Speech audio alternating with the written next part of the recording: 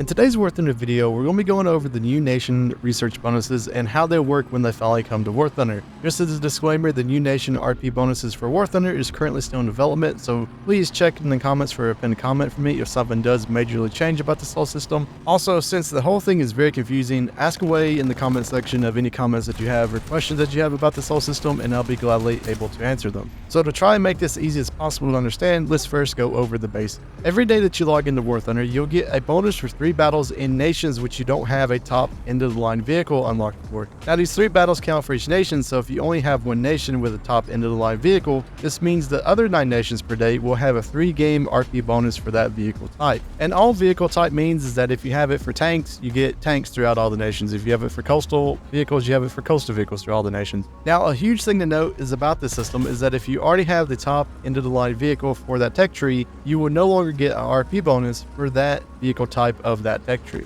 So let's give an example so you can kind of picture how this whole system will work. So let's say the M1A2 Set V2, and for Germany, the Leopard 2A7V is the top end of the line vehicles for tanks for those nations. Every other nation that you can play will now have a new nation RP bonus except for America and except for Germany. They will not have an RP bonus for their tank. So if you want to go play Russia, for example, you will have an RP bonus all the way until you get to their top end of the line tank, and for every other nation within War Thunder as well for at least tank. This whole system doesn't apply, for example, let's just say that you get your tanks all the way up and you want to grind helicopters, you would have to have a helicopter which is top end of the line vehicle for that nation as well to affect all of the other nations with War Thunder. Also, another thing to note is that none of these stack. So you can't have like 5 nations at top tier and expect to have 5 times the bonuses. Once you just get one nation to top tier, you will always have that bonus to all the other nations within the game, unless you actually grind out their top end of the line vehicle and you no longer have that bonus. Hopefully that makes it a little bit easier to understand, because it is very hard to actually explain this because each War Thunder player is at a different portion of the game in a different area as well. But to keep it simple and a little bit easier to understand, just realize this: you have to have a top end vehicle, which is going to be completely decided by Gaijin. They'll have to release that list of what vehicle will be top end. You can kind of guesstimate most nations as of right now, but you'll get RP bonuses for the other nation. So you will not get a RP bonus for the nation that you play. So that is something to heavily note whenever it comes to this. But if you already own the top end vehicle for another nation that you want to grind, the bonus goes away for that nation. So just as some general advice whenever it comes to this new system, you may want to actually hold out on grinding out that vehicle until you get majority of that tech tree done, so you will get the RP bonuses whenever you log in every day and play War Thunder. Now let's get on to the extras of how this new nation RP system will work. So the bonus is calculated on base research points. What base research points means is that it's the research points before it's hit with boosters, premium account time, modifiers, etc. So just like the skill bonus is currently calculated within War Thunder, it's going to be the exact same way as that one is done as well. We also have the booster amount from a very old devlog whenever they first announced this feature would be coming out, so take this with a grain of salt. Most likely these will probably change, but it could be likely that these are the exact numbers that we will get. So for rank 4, you'll get a 50% bonus to RP. Rank 5, you'll get a 25% bonus. Rank 6, you'll get a 35% bonus. And then for rank 7 and rank 8 is a 50% bonus RP. Remember, these bonuses are calculated on base RP, which means that they will not be calculated on premium time, modifiers, or anything like that whenever it comes to War Thunder. So the next thing to note is the new nation research bonuses will be available in all game modes, but aircraft and helicopters will be able to use the research bonuses in ground forces, and for aircraft, naval.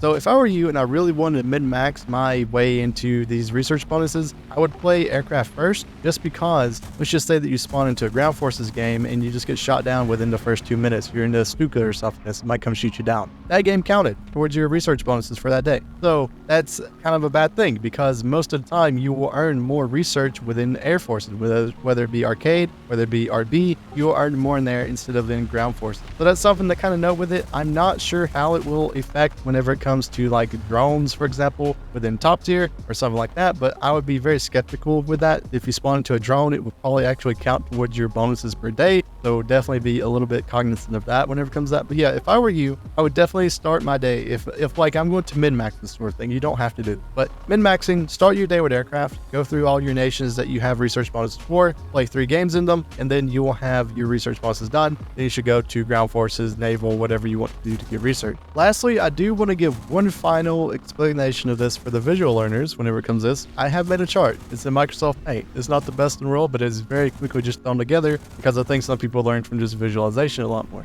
So here's a blank version so you can do your own figuring out of what research bonuses, if you really want to, of your own tech trees and just kind of see which ones that you will benefit from. But for now, let's do a example with America and Germany once again for their ground force. So let's say I have the M1A27V2 and then the Leopard 2A4V for America and Germany. Ground is now ineligible for both of those nations to get a research bonus. But for the rest of the nations for ground forces, I will get 3 battles per day of an RP bonus, which is 24 games in total for those ground forces game. So hopefully this visualization makes it a ton easier to understand just how this whole thing works. I know there's been a ton of confusion whenever it comes to how this works. Even me, this video took pretty long to make just because I wanted to make sure that I was getting all the information I knew of and everything correct whenever it comes to this, and hopefully it is. Now the overall question I think a lot of players are going to have, and a lot of players is rightfully to have, is this going to be enough for a new system coming to the game that's supposed to decrease the grind and help people like progress through the game? And to be quite honest with you, for people who are just going to still stick to 1 or 2 nations, or maybe like even 3 nations, this is kind of poor for you because it's not really going to affect you that much, because most likely you already got your American tech tree done, or you got your German tech tree done, or you got the Russian tech tree done. But what this is supposed to do, and even Esmond said this, is it's supposed to entice more people to actually try out different areas of the game. Because War Thunder has always been a game where people have a main nation, or people have the one particular tech tree that they love to play, and it kind of makes the game a little bit stale in a way, because you have people who come from experiences of just playing Abrams, or just playing Leopards, or just playing T-80Us, but they don't have the experiences of playing, for example, the Merkavas, or the Type 10s, Type 90s even. And I mean, over the past years of War Thunder, you definitely had people experiencing more because they put different vehicles like F-16s, Leopard 2A4s within other tech trees for people to actually try out. But then you also had like kind of a problem come off of that, where now there's a bunch of copy-paste vehicles throughout all the tech trees, which are very same to some of the nations that you played before. Like if you go to, we should say Sweden, if you go to their top tier, they're very, very, very similar to Germany top tier. So there's not really a new experience you'll ever gain from that whenever it comes to War Thunder. And I feel like a lot of people, even if they want to try out different tech trees, just don't get enough for doing that one thing because they already played the Leopard 2A7. Why should they play the STRV-122s? But with a system like this, your hope is that it kind of gets rid of the grind enough for someone to be like, well, maybe, you know what, I will try it out and just see how it kind of goes. But as of right now, with it just being based on the based RP whenever it comes to your research bonuses, I don't really think most people even care. Like, it's going to be one of those things I think people just log in, accidentally do these research bonuses if they have them, and then not really ever be cognizant of them whenever they come to the end of the day, I think. Yeah, which is kind of really sad. I really hope Gaijin looks at this before. I mean, they're going to be testing it like next week, right? So they're going to be looking at it. That's a given to this. But I really hope they add some different sort of things that make this a little bit more enticing to people. Because, for example, with the skill bonuses that they added, it's cool and all, but do I really ever care about it when I'm in a game? Not really. I kind of just get them at this point. It was kind of cool when they first came out, but overall, I'm not really trying to just get the skill bonuses every single game. The same thing will happen with this like research bonuses for new nations, where people just accidentally start doing it every day, because I don't really think many people are going to care about it, especially since it's just based on the based RP. So there's plenty of things that I feel like War Thunder could actually improve upon whenever it comes to this new system. Like, it'd be pretty cool if you had like a button whenever you end the game, whenever you get out of the game on the research screen, of where it just says, hey, do you want to skip this match and use your bonuses for the next match? Because maybe there's just games where, for one, you spawn in and you just get team killed in ARB, for example.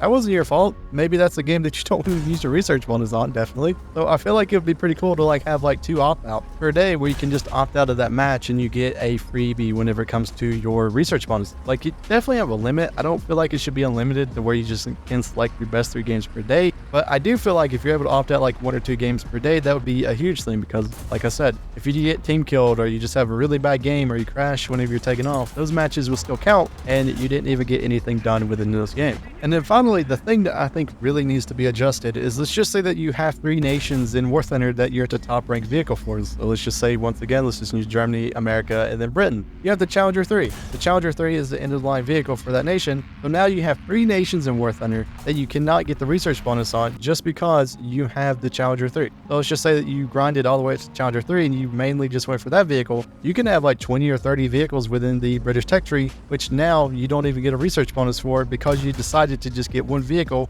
And that one vehicle normally is the vehicle that people want to get whenever they reach top tier. So it's kind of sad that the meta for this whole thing is to just completely disown the top tier of War Thunder, or whatever vehicle they decide is the top tier machine. Like it's kind of sad that is a thing. And I feel like that shouldn't really count. It should still count for the whole tech tree. And then also, the more tech trees that you have for that max vehicle, the higher your RP bonus should be. So if you have 8 nations in War Thunder, which are at the top tier and they have the top end of line vehicle, you should get a huge increase to your research bonus whenever it comes to the daily research bonus for new nation. I think that would be a huge thing whenever it comes to this, but I do understand that Gaijin is trying to force people to go try to do other nations. So I understand why they want to get rid of the research bonus whenever it comes to just getting the end of the line vehicle, but still at the same time, if they're going to make it to where you can actually still have that bonus by just not researching the vehicle and keeping the vehicle unresearched, it's going to be kind of a weird time whenever it comes to work there. So yeah, what do you guys think about the research bonus? I'm assuming many of you are probably not generally happy with it.